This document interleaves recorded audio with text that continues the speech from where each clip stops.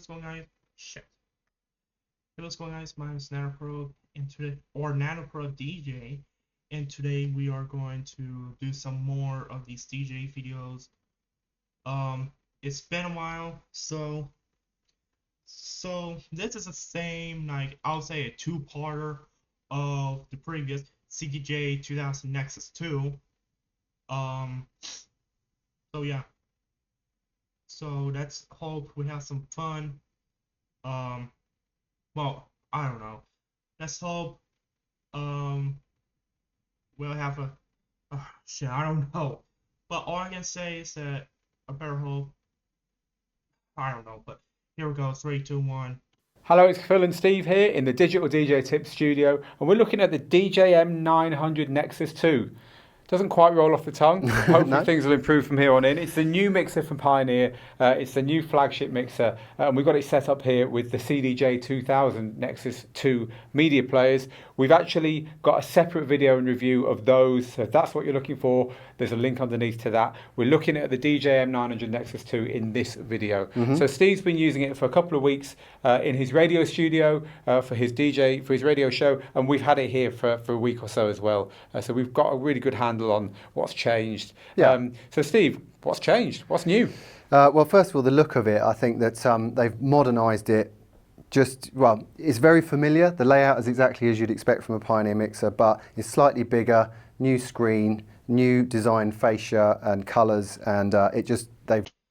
In case y'all don't know, it's basically a newer, like, it's a bit of a smaller version of a DJM V10, which I posted on this channel before, and yeah.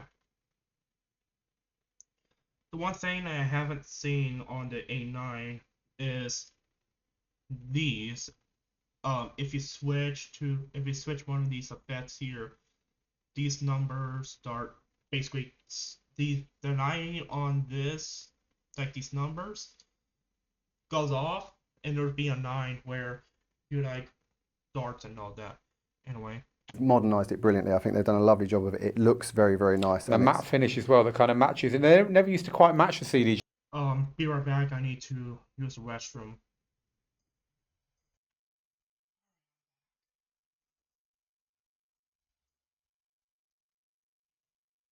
Did they? No. And now it kind of all matches. Yeah, it looks really nice.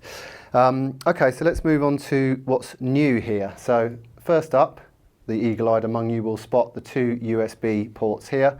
And this is so that you can actually have 2 DJs very easily being able to swap over. So currently I've got this one connected to my laptop running Pioneer DJ. And if the next DJ turns up, he just plugs in there. When he's ready with his first track, that can be switched to channel B on the fader. He's going to come up into the port, the USB port B, and you can very easily transition over. So 2 full sound cards in there to the ability to play. So Rain have done this stuff before, of course. It's not the first mixer to have 2 sound cards and 2 USBs, but certainly very welcome. Yeah, absolutely.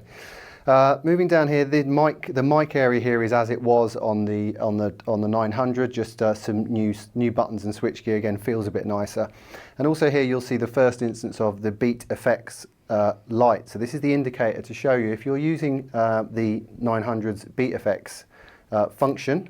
When you select the channel that you want it to go to, before you had no way of knowing other than a quick glance at this switch, which might be quite difficult in the dark. So now actually you've got a beat effects light, and if you see, if I move through, you'll see it pop up on all of the channels there.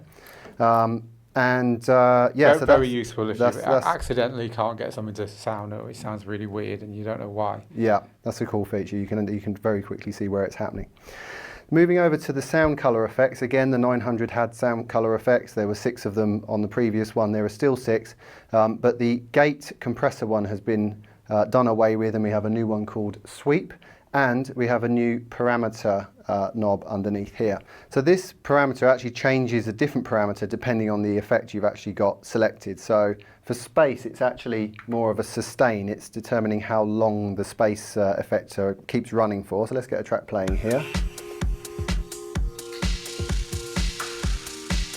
Now if I pull the fader down, you hear it ends quite soon. If I turn this up, got a much longer sustain on it, so that's what it's doing there. In dub echo, it determines the amount of feedback, so just a small amount of feedback, and then the more it is, the more that effect is feeding back into it's itself. different to the wet dry. The wet dry is your raw amount. This is more like some kind of colour or some kind of quality of the effect. Exactly. So sweep, I'll just quickly cover sweep. So this is a high-low pass. So, oh, hang on, wrong deck. So you've actually got a high-low pass filter on the sweep itself. Yeah. So that's nice. And noise, which one, you know, I think people like the idea of it, but it was too noisy. So now you've actually got complete control over how noisy the noise is.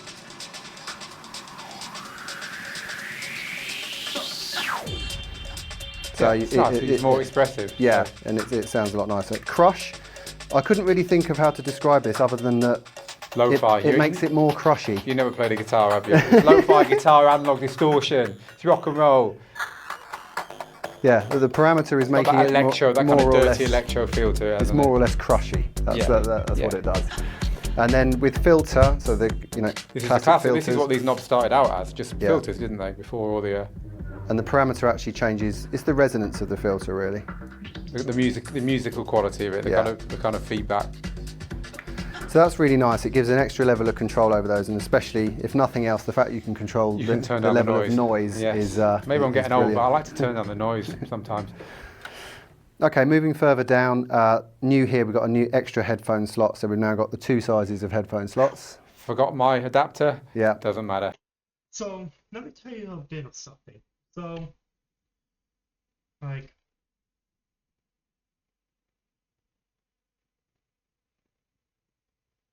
focus.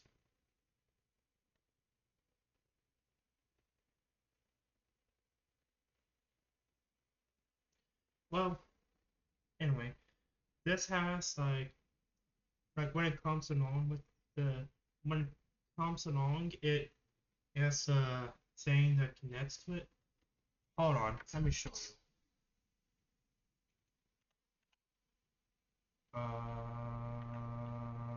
Right here.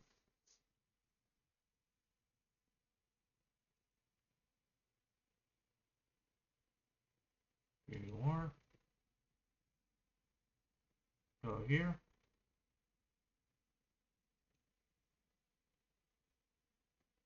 So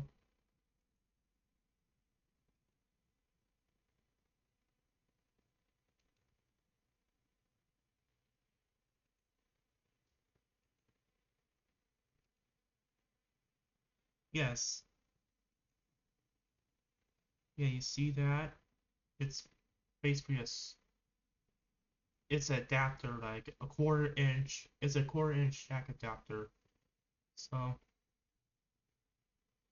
yeah.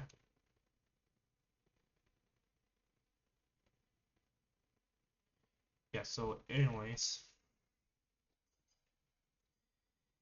And these headphones are so bloody long. There we go. Exactly. So now moving over to the channel faders. Another new light here is called the clip light. In fact, let's put it up here. I like to call this the light of shame. I call it the shit DJ light. Yeah. So if you are driving your music too hard. From what I learned, you're not supposed to take the sound level into red. So you have to do like 3 or 2 of the orange. You're already in the red here. You're getting dangerously close to clipping. You shouldn't even be in the red there, but keep going and the light of shame will start to flash. Not only you should be able to see that, but everyone in close proximity should be able to see that. If you're in a boiler room, so yeah. Exactly, yeah. Imagine being on a boiler room set with that. So yeah, that's a great feature as well. So we're liking that. So moving further down the channel, as I already mentioned, the beat effects indicators here, and you can actually, you've always been able to do this, but I think it's worth just showing. If you want to actually get the beat effects on more than one channel, You can do it by your crossfader assigned. So now if I go to crossfader A, it's showing that beat effects will be on 2 channels. Say I want them to be on both this deck and this deck, I can actually just switch both of those crossfaders to A, keep the crossfader in the middle, and now you can see the beat effects are on both of those channels. So if I had both these decks playing, any beat effects would be applied to both of them. Nice tip. But before we move on to actually talking through the beat effects, because there's a lot of new stuff here as well, let's just go over to the top here. We've also got another USB here, and this is actually a send and return for an effects unit. So there's the normal 1/4" jack. Yeah, that's for the RMX 1000. So you don't know shit. So if you don't know what that is, it's basically a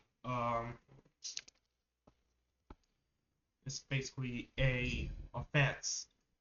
And like, yes, you can do clap, you can do snare, all that. So yeah. Send and returns on the back as well. So you can send the output from the mixer through an external effects unit and come back through.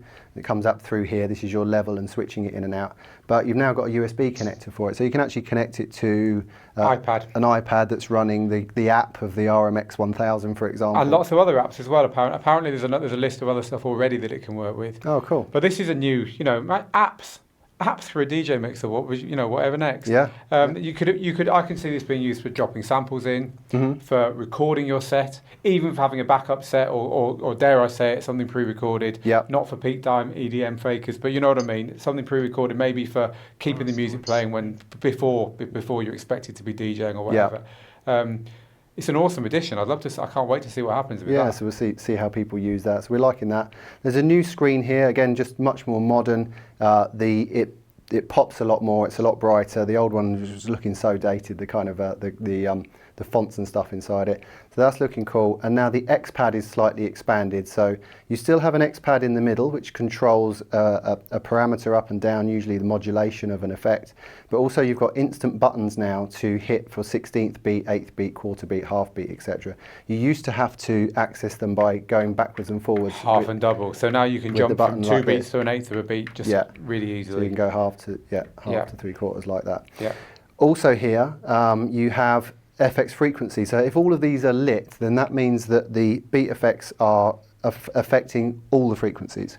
Just like normal. Yeah, just like normal. If you knock some out, then only the frequency lit will be affected. So I'm going to show you how that sounds on a couple of these in a second. So that's pretty cool. And there are a few new effects as well. Ping pong is new. Vinyl break is new. I think a couple of helix is new. That's pretty cool. It's going to be a whole video of us showing these effects if we wanted to do that. But I'll just show a couple just to show how the FX frequency works and how the new X pad works. So let's try Spiral.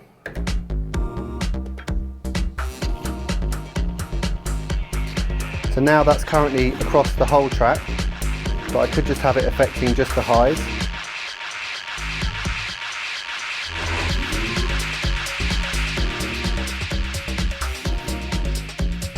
Gives you more control over it. Now just over the low and mid.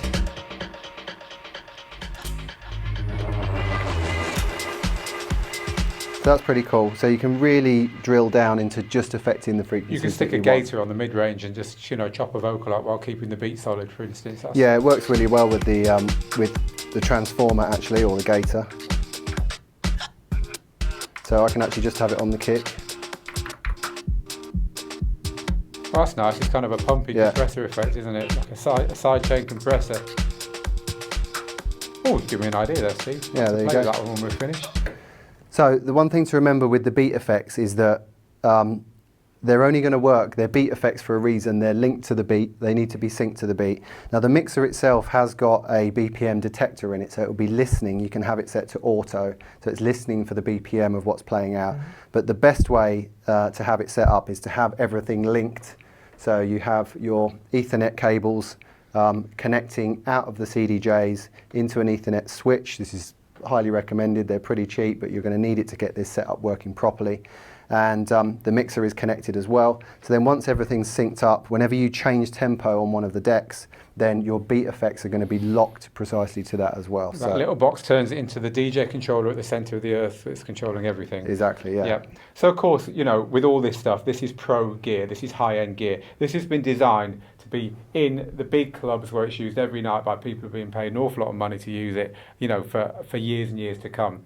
We wouldn't recommend that you go out and blow all your money on this just because, you know, you think it's going to turn you into a great DJ. You can do all this stuff on kit that costs you 10 times less than this.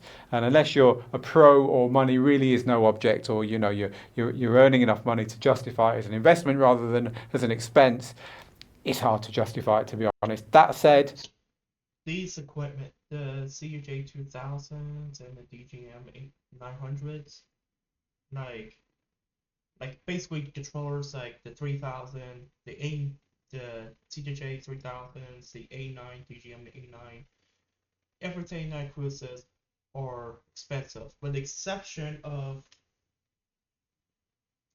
like, if you haven't seen my post where I want to get the Flex 4, which costs like $300 or so, the Flex 10, then the CJ 3000s and the DJM A9.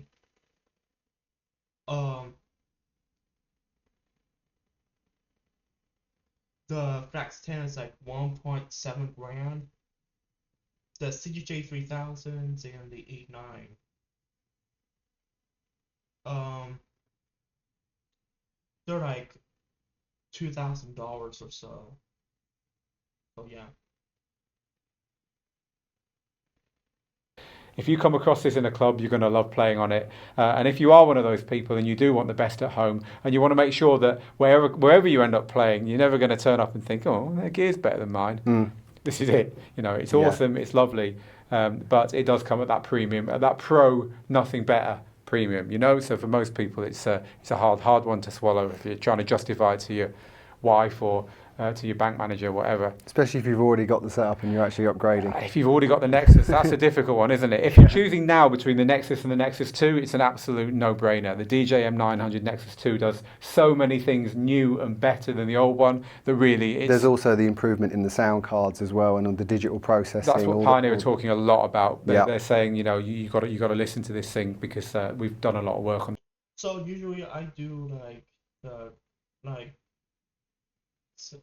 3000, like CJJ 3000s and the A9. I usually do the crossfader, but this time I'm doing the digital DJ. What is it?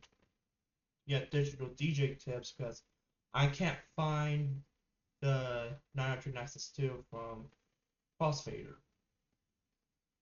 So this will be the last thing for like the DGM in the CJs. Then I will switch to the all-in-ones and then basically other controllers. And after that, I'm going to go on to the next brand, which is Denon DJ. I think it's Japanese. I don't know, but yeah. Sorry.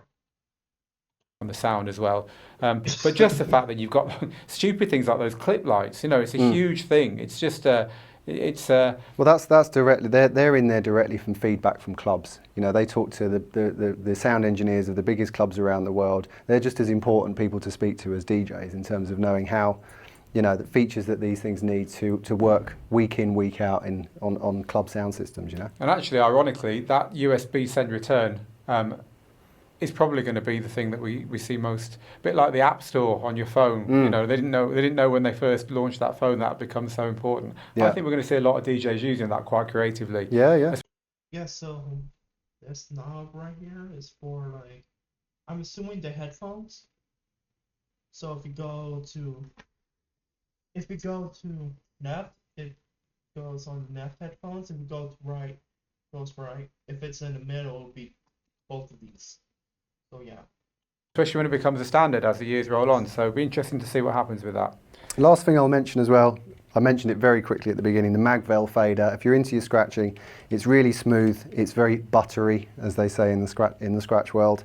And I've been doing a bit of scratching with it, and it's really, really nice. And it's a real improvement on the 900 as well. Which was a bit of a. They've always had yeah, so faders in. It wasn't great for scratching before. Awesome. There you go. DJM 900 Nexus 2. The full review is written up over on Digital DJ Tips. If you've enjoyed this, please subscribe to the channel and also join us. You can do all that by clicking the links. Thanks for watching, and we'll see you again soon. Bye.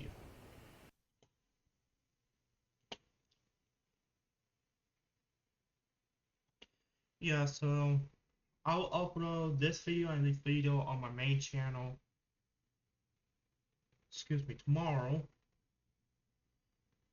But right now I need to go to bed.